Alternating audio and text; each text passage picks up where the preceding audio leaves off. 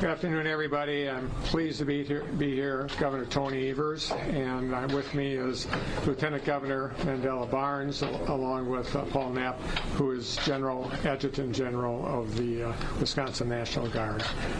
It is a serious time here in Kenosha.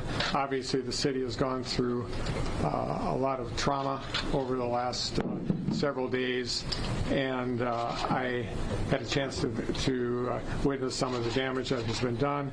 But the thing that gives me extraordinary hope is the 1,000 people from Kenosha area who are volunteering as we speak to bring water to workers, to paint, do great paintings and spruce up the uptown area. It gives me great hope because at the end of the day, when this is over, the people of Kenosha are ready to make lives better, and they're already beginning in that process. And so I feel very confident about where we're going, but the confidence does not come from Madison or Washington, D.C. It comes from the great people that inhabit this city. They have a lot of pride in what they've been able to do in the city. They obviously understand that there's a need to make sure that we're in a better place racially, and but they're ready to roll up their sleeves, and they're doing it as we speak. And so I couldn't be more proud of that effort on their part. And so with that, I will turn it over to Lieutenant Governor Barnes, and after that, General Knapp, and then we'll take some questions. Lieutenant Governor. All right, so, excuse me. Loosen this up. Thanks so much, Governor Evers. I am Lieutenant Governor Mandela Barnes, and just want to start by thanking you all for being here, for engaging in this conversation, this still ongoing and much needed dialogue that's happening in not just Kenosha, but communities all across the country. But the facts are that Jacob Blake is still alive, fortunately, after being shot 7 times in the back. And although there is a long road to recovery, we need to acknowledge that this is nothing short of a miracle. And today, Governor Evers and I had a moment to speak with Jacob Blake's family. We met with some leaders here in Kenosha. I had a couple phone calls yesterday with an organizer friend of mine here. We met with some local elected officials, and we also visited a couple businesses. And it was important to do that because in the wake of it all, you see community actually being built. And it is out of some of the most devastating set of circumstances that we often see community being built more holistically, in a more inclusive way, in ways that have traditionally have not happened before. And we see when we have community building that isn't inclusive, you end up with the fissures that you have that create these sort of situations that we're dealing with now. But as the governor said, DCI's investigation is ongoing, but we don't need an investigation to know that Blake's shooting falls in a long and painful pattern of violence.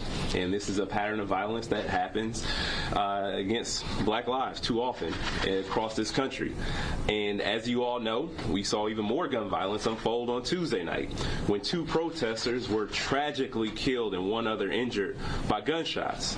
But someone that wasn't looking to keep peace, an outside agitator, someone who came in from Illinois with a long rifle, was able to just walk the streets freely like that's something normal that we should just come to expect. Let me tell you, that's not anything normal. We shouldn't come to expect it. We shouldn't accept it. Because what do you think is going to happen if you have an agitated man with a long gun walking down the streets thinking that he's some sort of peacekeeper? And that kind of behavior shouldn't be enabled either. And we have to deal with the devastating results of that. We saw that happen in Louisville already. We saw it happen in Charlottesville. Somebody ran their vehicle into protesters and Heather Heyer was killed. Now, Kenosha, Wisconsin is also home to that sort of tragic scene. We have to not ever want to see that happen again. And I say we have to want because we truly have to have that desire. We truly have to work towards that not becoming the reality of our state. It was tough waking up Wednesday. And to see that news, the first thing I woke up to, or the text that I woke up to, it was a friend of mine that said that she was struggling with how to deal with it. I didn't even know what she was talking about. And for some reason, I was up really, really early in the morning. But that was the news that I woke up to. It was the news that so many other people in this community woke up to, a community that's still already reeling from a tragedy. Our broader Wisconsin community continues to reel in from this tragedy. People who are protesting against systemic injustice and violence, people are out there because they want to save this nation. They want to correct the mistakes that have been made over time. Many mistakes that have been made before most, if not every, protester was even born.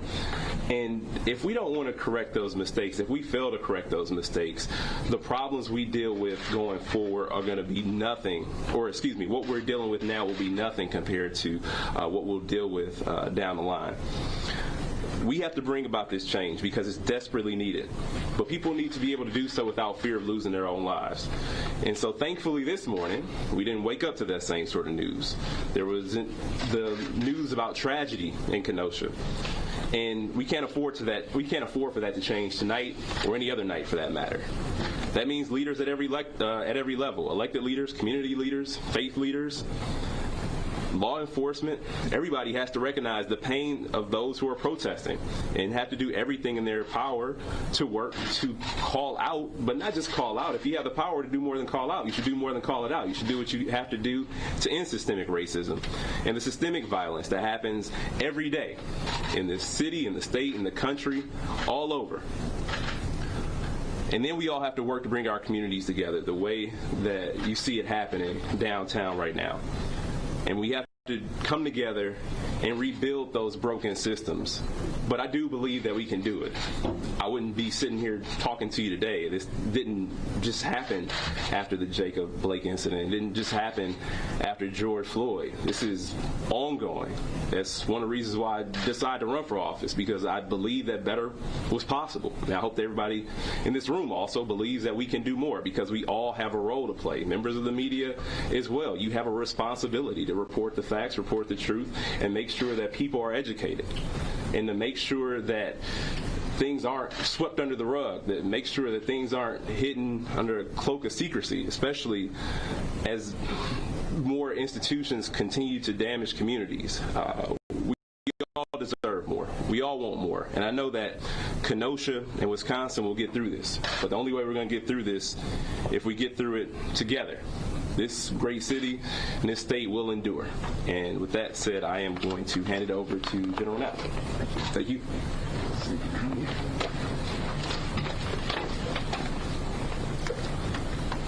Good evening. I'm Major General Knapp. I'm the Adjutant General for the National Guard for the state of Wisconsin. Here to give you an update on our mission, the mission of the National Guard, as we continue to serve in a supporting role to local law enforcement here in Kenosha. Bottom line is similar to what I mentioned earlier today when I talked to many of you, and that is we're here to preserve public safety and the ability of individuals to exercise their First Amendment rights to demonstrate.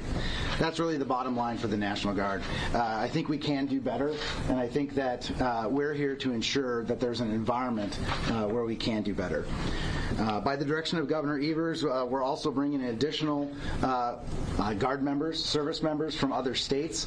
As I mentioned earlier, states of Alabama, Michigan, and Arizona have offered to send their service members, their Guard members here to Wisconsin to assist in keeping the peace and keeping public safety. I want to personally thank those states for sending their service members here to Kenosha, Wisconsin.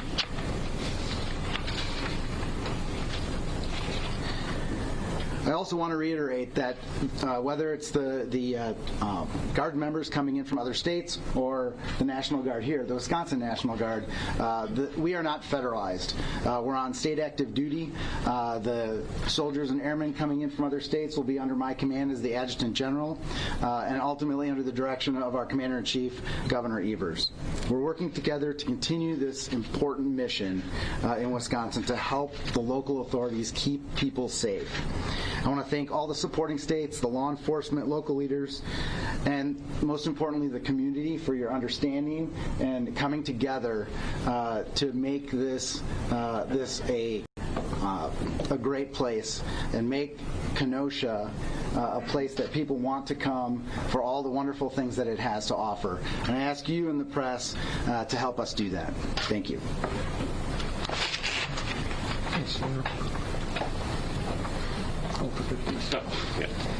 Okay, with that, we'll entertain any questions you might have. Yes, ma'am. Governor, the Sun-Times is reporting that Jacob Blake is handcuffed to his hospital bed. Does that concern you? Hell yes. I would have no personal understanding why that would be necessary. Certainly, he's paid a horrific price already, being shot 7 or 8 times in the back. So I can't imagine why that's happening, and I would hope that we would be able to find a better way to have him get better and recover than that. That seems counterintuitive. It seems to be bad medicine, and I would say bad restraining.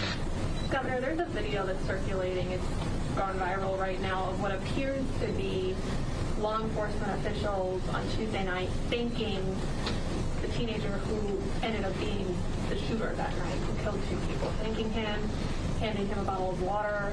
I guess my question to you is, A, what's your reaction to that, and B, what authority do you have to look into that? Well, I saw the same thing, and I was concerned. The overriding answer there is I would like to disinvite all those people that are running around with long guns for no apparent reason to stay home. I mean, I grew up in the Vietnam War era, folks, and there was nothing more important than freedom of speech, and I live that every day as governor. It is so important to have freedom of speech, and when you have outside people primarily, I'm pretty sure of that, running around with long guns. Some of them want to be policemen, some of them anti-police.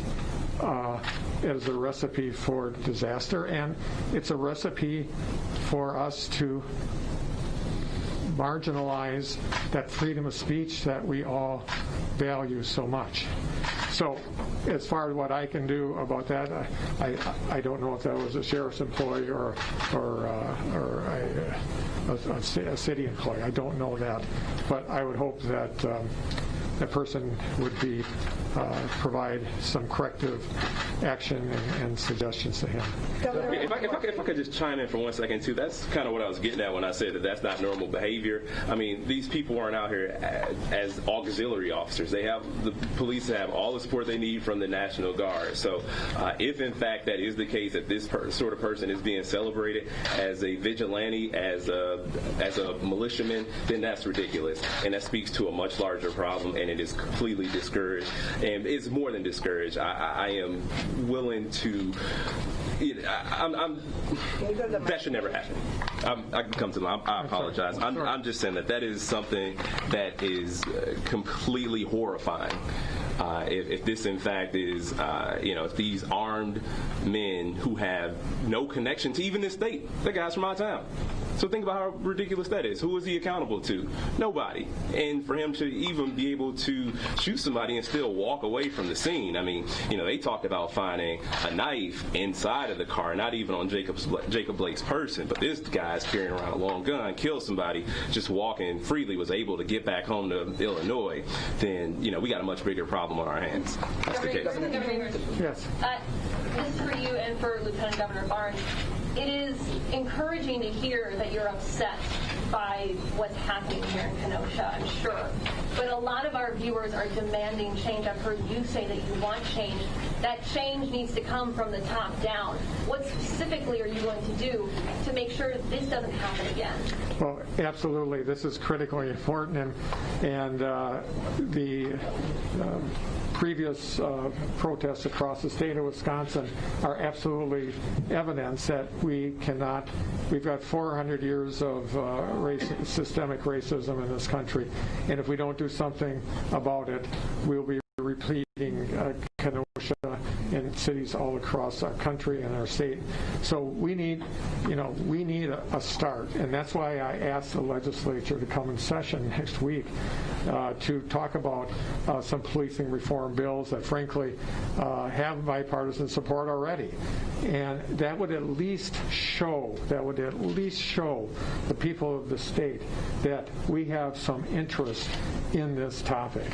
And so I'm hopeful that the Republicans can find the wherewithal to come to Madison for a day. They haven't been there for a long time, and we'll accommodate them the best way we can. But it's a start. We have to show the people of the state of Wisconsin that the political leadership in this state care about this issue. And this is a simple way to do it. So I'm counting on the Republicans to show up on next Monday, take up those bills, debate them, make them better, whatever. But they have to show an interest other than standing back and saying nothing. Leadership does start at the top, and the governor introduced this package of bills 2 months ago. Legislature hasn't met in 4 months. So I hope that you're asking the same question to the leaders in the legislature, because we have acted. Governor and Lieutenant Governor, I have a couple of questions for you. One, do you have any indication as to who the people are with long guns? Are they members of militia? The sheriff called them vigilantes. Have you been given any details? And the second question is, do you know whether or not the 17-year-old is charged in 2 murders because 2 people were killed, or if he's only charged in 1? Well, certainly being state officials and not involved with charging issues, all I know is that the people that are the anguish and the pain in the city, you can feel it. You can feel it even as people were cleaning up today and doing the paintings, and those thousands of volunteers. But at the end of the day, we have to do better, and there's pain and anguish because of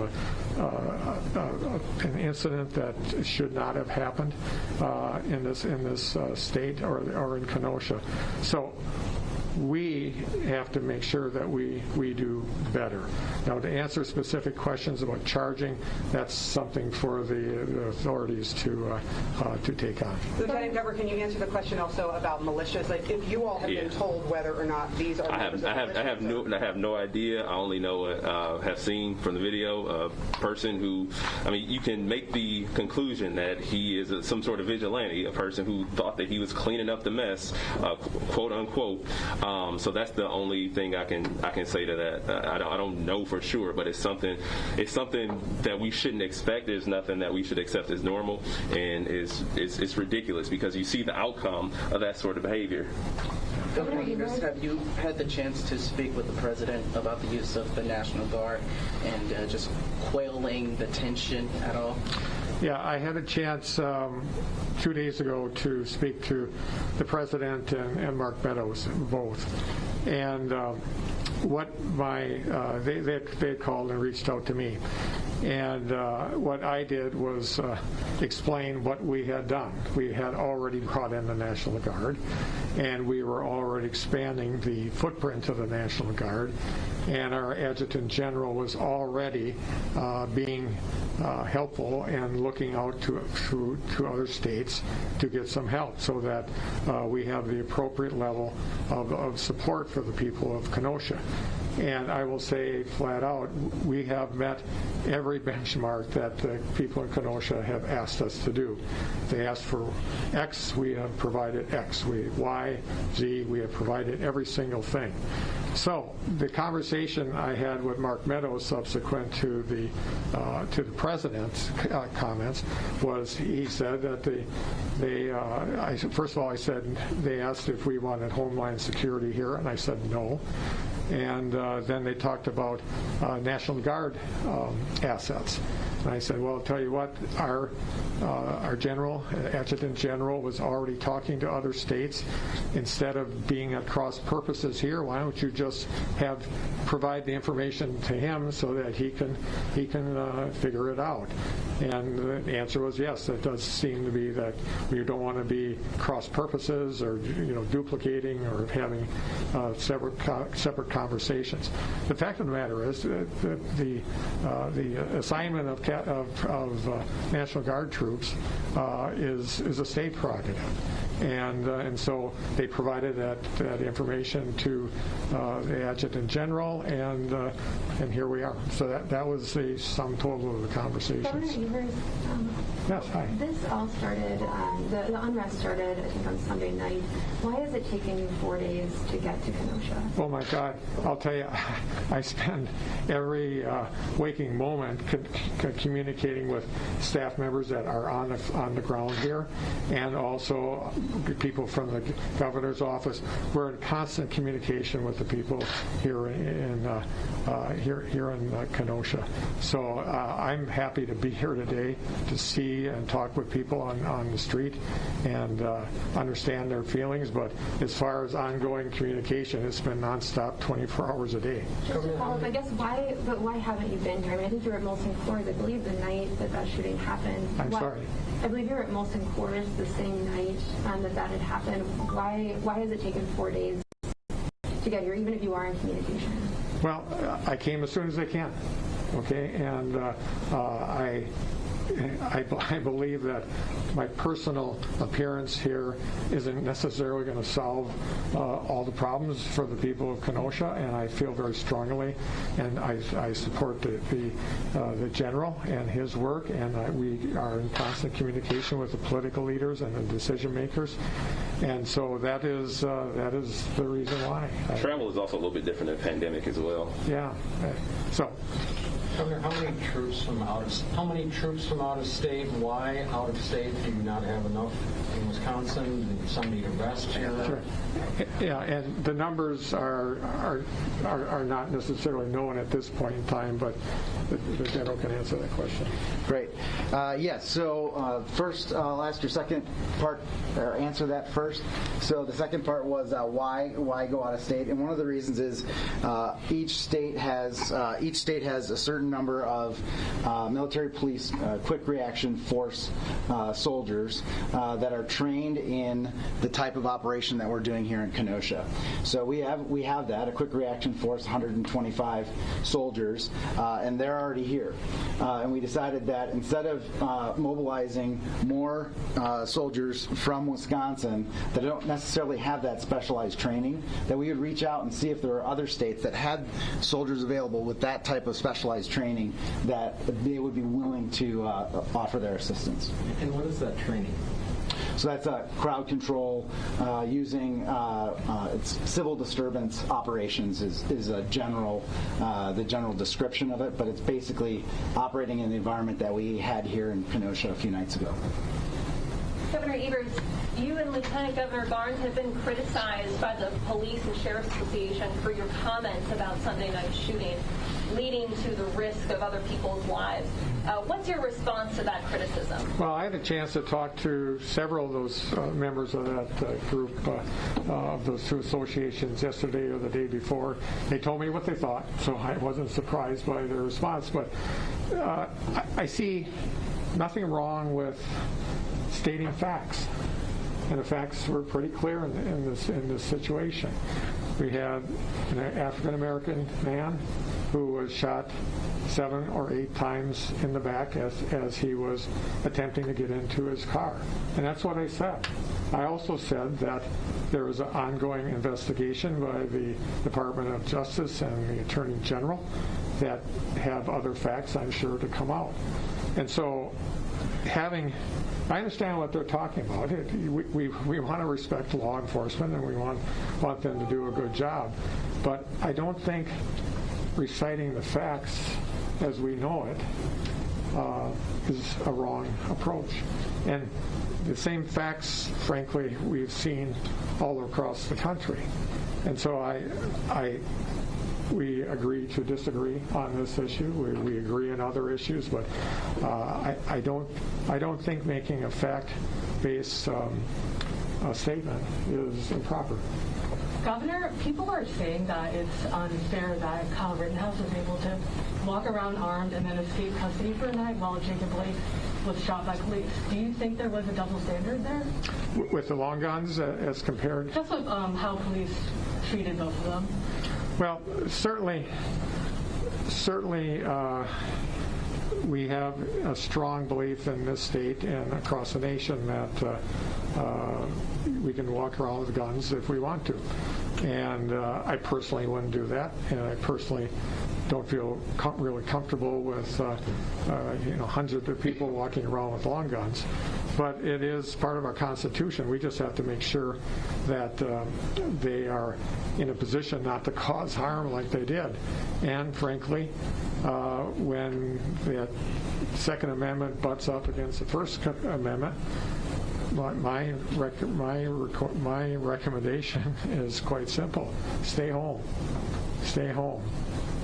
Let the people of Kenosha and the state have this right to protest peacefully without interference. My hometown is a small town in Plymouth. They've had two